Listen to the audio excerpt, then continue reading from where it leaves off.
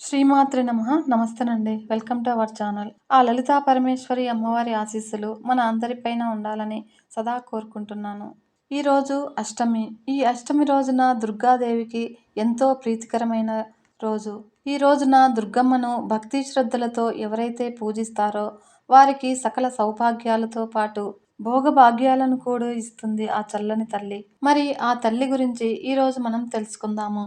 తెలంగాణ గడ్డపై వందలాది జానపద కళలు, కళారూపాలు పురుడు పోసుకున్నాయి. ఇక్కడి ప్రజల జీవితాలలో పెనవేసుకున్నాయి. సమాజానికి విజ్ఞానాన్ని పంచుతూనే ఎందరికో ఉపాధిని కల్పిస్తున్నాయి. వృత్తి కళారూపాలుగాను విరాజిల్లుతున్నాయి. అలాంటి వాటిలో దుబ్బు కొలుపు ఒకటి. దుర్గమ్మను మేలుకొల్పే జానపద కళారూపం ఇది. ఇది పెద్ద సైజు డమరుకంలా కనిపించే దుబ్బు అనే సంగీత పరికరాన్ని వాయిస్తూ చేసే కళా ప్రదర్శనే కొలుపు అని. దుబ్బును వాయిస్తూ దుర్గమ్మ కథలను కొలుపుల రూపంలో చెబుతారు కాబట్టి ఈ ప్రదర్శనను దుబ్బు కొలుపు అని అంటారు. ప్రదర్శకులను దుబ్బులోళ్ళు, కొలుపులోళ్ళు, దుర్గమ్మలోళ్ళు అని పిలుస్తారు. గంగాపుత్ర సామాజిక వర్గానికి చెందిన బెస్తవారు ఈ ప్రదర్శనలు చేస్తారు. గంగాపుత్రుల నేపథ్యము, చరిత్ర చెబుతూ గంగమ్మ, దుర్గమ్మ మేలుకొలుపులు చేస్తూ ఉంటారు. ఈ దుర్గమ్మ కొలుపునకు చాలా ప్రాధాన్యత ఉంది. ఇంట్లో శుభకార్యాలు జరిగేటప్పుడు దుర్గమ్మకు మొక్కులు అప్పగించడానికి దుర్గమ్మ కొలుపు నిర్వహిస్తారు. దుర్గమ్మ కొలుపుతో మొక్కు చెల్లిస్తే అంతా మంచి జరుగుతుందని ప్రజల నమ్మకము. అర్ధరాత్రి ప్రారంభమయ్యే ఈ కొలుపు తెల్లవారేదాకా నిర్విరామంగా సాగుతుంది. అనర్గళంగా గంటల తరబడి కథ చెప్పగల నైపుణ్యము దుబ్బులోళ్ళ సొంతము. జన్మతః అబ్బిన నైపుణ్యము. ఈ మొక్కులనే కొలుపులు చేయటము, దుర్గమ్మకు చేసుకోవటము, దుర్గమ్మ పండుగ చేయటం అని వ్యవహరిస్తారు. దుర్గమ్మ పండుగ రోజున ఆడబిడ్డలను, బంధుమిత్రులను ఇంటికి ఆహ్వానిస్తారు. ఉదయాన్నే దుబ్బు చప్పుళ్లతో పుట్టమన్ను తెస్తారు. అందులో నవధాన్యాలు, పగడము, ముత్యము, బంగారు, వెండి వేసి దుర్గమ్మ గద్దెను తయారు చేస్తారు. కలపతో చేసిన సాంచె మీద 5, 7, 9, 11 రంగులతో పటం వేస్తారు. అందులో పుట్టమన్నుతో చేసిన దుర్గమ్మ గద్దెను పెట్టి అలంకరిస్తారు. ముగ్గు మధ్యలో పైనుంచి ఈత ఆకులు, సుతిలి తాడు, కొత్త రవిక ముక్క, పిండి వంటలతో చేసిన తొట్టె కడుతారు. నలువైపులా దీపాలు నైవేద్యం పెట్టి ఊదు సాంబ్రాణి పొగలు వేస్తూ తొట్టెలను ఊపుతూ కొలుపుతూ ఉంటారు. దుర్గమ్మ కొలుపులో 7 రకాల కథలు ఉంటాయి. దుర్గమ్మ పుట్టినప్పటి నుంచి ఆమె వివిధ కులాల వారి ఇండ్లలో రావడము, పండుగలు కోరుకోవడం లాంటి ఘట్టాలను కొలుపుల రూపంలో సామాన్య ప్రజానీకానికి అర్థమయ్యేలా, ఆకట్టుకునేలా చెబుతారు. దుర్గమ్మకు బోనం సమర్పించి గ్రామ దేవతలను శాంతింపజేస్తారు. కోళ్లు, మేకలను సమర్పించి బలి చల్లుతారు. తిరిగి దుర్గమ్మను పూజ గదిలో పెట్టేస్తారు. మళ్ళీ 3 5 వీలును బట్టి కొలుపులు తెప్పించుకుంటారు. అయితే వృత్తి కళగా ఉన్న దుబ్బ కొలుపునకు క్రమంగా జనాదరణ కరువవుతున్నది. సంప్రదాయాలను పాటించేవారే ఎక్కువగా దుర్గమ్మ కొలుపులు తెప్పించుకుంటున్నారు. వారి వల్లే దుబ్బు కళాకారులకు పని దొరుకుతున్నది. వారిచ్చే మొత్తమే జీవనాధారంగా అవుతున్నది. మిగతా సమయాల్లో చేపలు పడుతూ కూలీ పనులు చేసుకోవాల్సి వస్తున్నది. ఈ దుస్థితి పోవాలి. డమరుకం ఆకారంలో ఉన్న పరిమాణంలో పెద్దది దుబ్బును గుమ్మడి టేకు అనే కలప, మేక లేదా బర్రె చర్మంతో తయారు చేస్తారు. గుమ్మడి టేకును రింగుల సంగడి పట్టించి 2 వైపులా 7 రంధ్రాలు చేస్తారు. ఈ 2 వైపులను మేక లేదా బర్రె చర్మంతో మూసేస్తారు.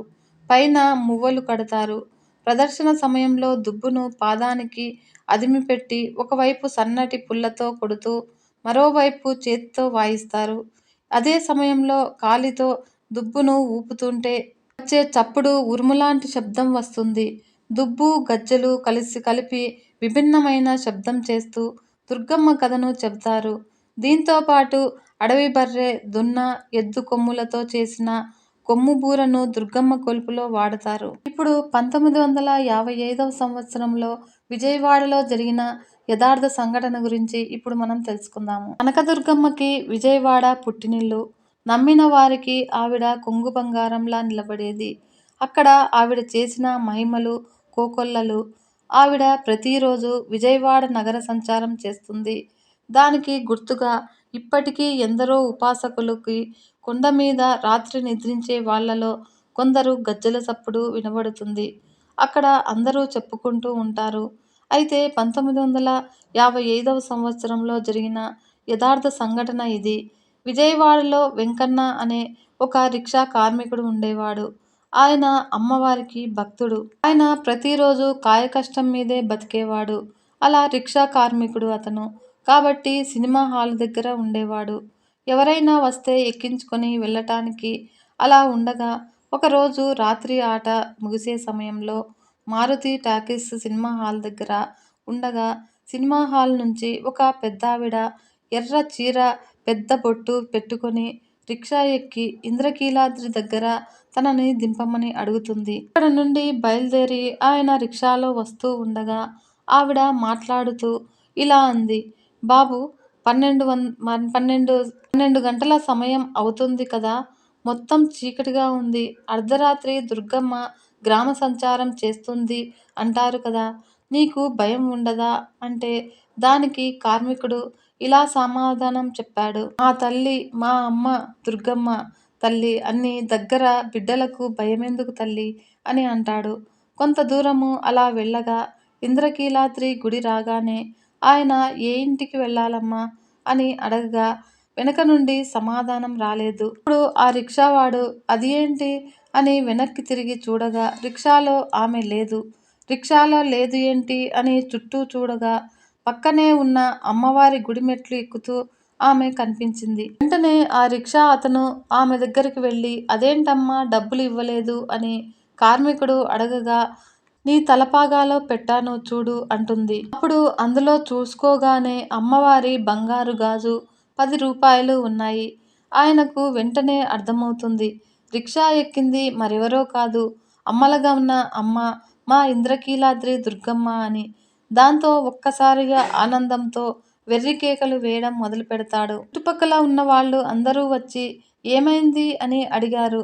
అప్పుడు ఆయన జరిగిందంతా చెప్పి బ్రాహ్మణ వీధిలో ఉన్న అమ్మవారి ఉపాసకులకు వచ్చిందని, అమ్మవారే నా రిక్షా ఎక్కారని అందరికీ వివరించాడు. ఇలాంటి సంఘటనలు ఎన్నో జరిగాయని, ఈ సంఘటన అప్పటి ఆంధ్రకేసరి అనే పత్రికలో వేశారని ప్రజలు కూడా తెలుసు. అది ఫోటోతో సహా వేశారు. అయితే ఈ సంఘటన ఎంతవరకు నిజం అనేది పక్కన పెడితే విజయవాడలో అమ్మవారి భక్తి మీద ఉన్న భక్తి శ్రద్ధలు మనం చూస్తూనే ఉంటాము. ఇప్పటికీ అక్కడి ప్రజలకు ఓ నమ్మకం. తెలంగాణలో వెలిసిన ఐనవోలు ఆలయ చరిత్ర గురించి ఇప్పుడు మనం తెలుసుకుందాము. 1000 ఏండ్ల చారిత్రక నేపథ్యము ఐనవోలు ఆలయం ఇది. తెలంగాణలో ప్రముఖ శైవ క్షేత్రాల్లో ఒకటిగాను విరాజిల్లుతున్నది. ఇక్కడ మకర సంక్రాంతి మొదలు ఉగాది వరకు 3 నెలల పాటు మల్లన్న జాతర వైభవంగా జరుగుతుంది. డప్పు చప్పుళ్ళు, ఒగ్గు కథలు, శివపార్వతుల కళ్యాణాలు, శివసత్తుల పూనకాలు, మల్లన్న పట్నాలు, బోనాలతో సందడిగా సాగే సంప్రదాయ జానపద జాతర ఖ్యాతిగాంచింది. ఐనవోలు మల్లికార్జున స్వామి ఆలయ ప్రస్తావన 1000 ఏళ్ల కిందటిది శాసనాల్లో ఉంది. క్రీస్తు శకము 1118 నాటి విక్రమాదిత్యుడి శాసనము, క్రీస్తు శకము 1163 నాటి రుద్రదేవుడి శాసనము. శాసనాల్లో ఈ ఆలయ ప్రస్తావన కనిపిస్తుంది. క్రీస్తు శకము 1076 మరియు 1127 మధ్యకాలంలో ఈ ప్రాంతాన్ని పశ్చిమ చాళుక్య చక్రవర్తి 6వ విక్రమాదిత్యుడు పరిపాలించాడు. ఆయన మంత్రి అయ్యన్న దేవుడు ఆ ఆలయాన్ని నిర్మించినట్లు చరిత్ర చెబుతున్నది. ఆయన పేరు మీదుగానే అయ్యన్న ప్రోలుగా పిలిచేవారు. కాలక్రమేణంలో ఐనవోలు అనేదిగా మారింది. అనంతరము కాకతీయులు ఆలయానికి 3 వైపులా కీర్తి తోరణాలను, ఆలయం ఎదురుగా మండపాన్ని నిర్మించారు. పరమశివుడి అనేక రూపాల్లో మల్లికార్జున స్వరూపం ఒకటి. శ్రీశైలం లాంటి పుణ్యక్షేత్రాల్లో మల్లికార్జునుడు లింగ రూపంలో ఉంటాడు.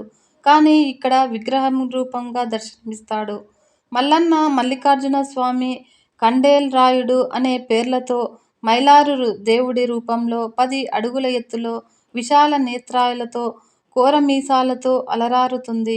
4 చేతుల్లో ఖడ్గము, త్రిశూలము, డమరుకము, పానపాత్ర ఉంటాయి.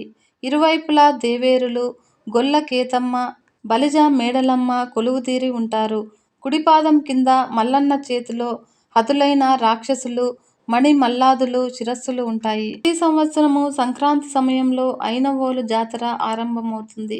మకర సంక్రాంతి రోజున పెద్ద బండిని అలంకరిస్తారు. దేవాలయం చుట్టూ ప్రదక్షిణ చేయించడంతో ఉత్సవాలు మొదలవుతాయి. సంక్రాంతి నుంచి ఉగాది వరకు ఉత్సవాలు వైభవంగా సాగుతాయి. తమ కోరికలు నెరవేరితే కోడెను కడతామని, కష్టాలు తీరితే గండాదీపం పెడతామని, పంటలు పండితే పట్నాలు వేయిస్తామని మొక్కులు మొక్కుకుంటారు. పిల్లల్లేని మహిళలు బోనాలు సమర్పించి టెంకాయతో ముడుపు కడితే సంతానం కలుగుతుందని విశ్వసిస్తారు. పట్నం వేయించే భక్తులు ప్రతి కుటుంబం నుంచి 2 బోనాలను అంటే పసుపు, అన్నము, పులగము నివేదిస్తారు. కొత్త కుండలను కడిగి చుట్టూ పసుపు, కుంకుమతో అలంకరిస్తారు. కొత్త బియ్యంలో పసుపు, నూనె వేసి అన్నం వండుతారు.